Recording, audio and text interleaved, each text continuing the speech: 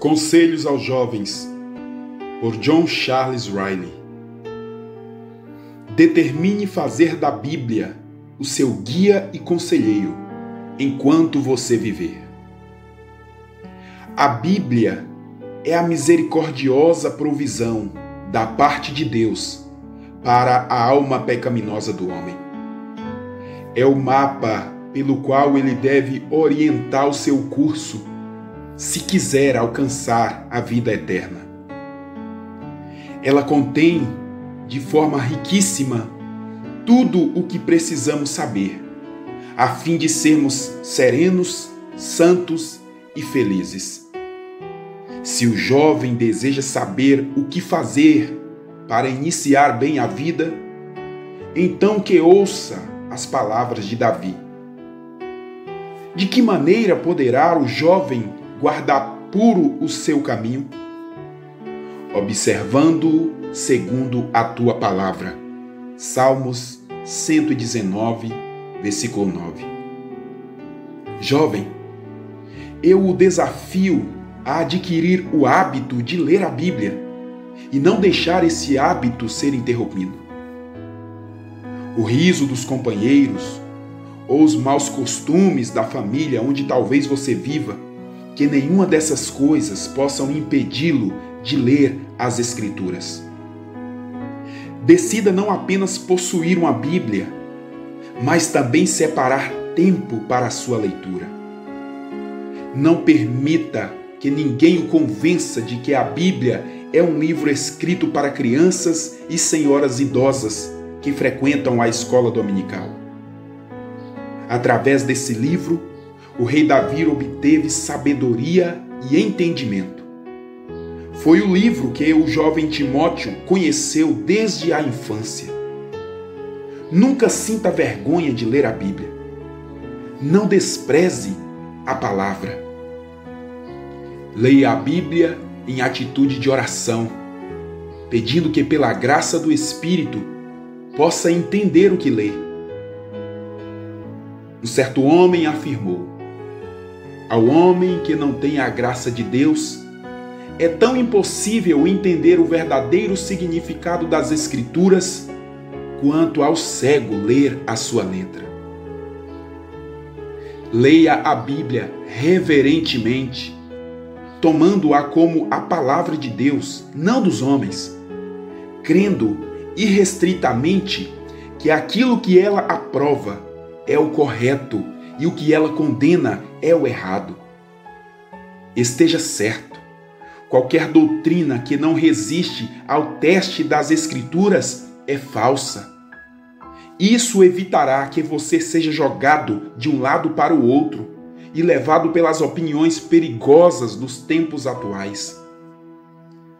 Esteja plenamente certo de que qualquer prática contrária às Escrituras em seu viver é pecaminosa e deve ser abandonada. Isto resolverá muitas questões relacionadas à consciência e eliminará muitas dúvidas. Lembre-se das maneiras diferentes como 2 reis de Judá leram a palavra de Deus. Joaquim, depois de ler o livro, imediatamente cortou os escritos e atirou-os ao fogo. Jeremias capítulo 36, versículo 23. Por que ele fez isso? Porque seu coração havia se rebelado contra aquelas palavras e estava decidido a não obedecê-las. Josias leu o livro e em seguida rasgou as suas vestes, clamando intensamente ao Senhor. Segundo Crônicas capítulo 34, versículo 19. E por que ele fez isso? Porque seu coração era terno e obediente. Estava pronto a fazer qualquer coisa que as Escrituras lhe mostrassem ser o seu dever. Ah, que você siga esse último exemplo, não o primeiro. Leia a Bíblia regularmente. Esse é o único modo para se tornar poderoso nas Escrituras. Leituras rápidas e ocasionais produzem pouco efeito. Fazendo assim, você nunca ficará familiarizado com os seus tesouros, nem sentirá a espada do Espírito ajustada em sua mão na hora do conflito.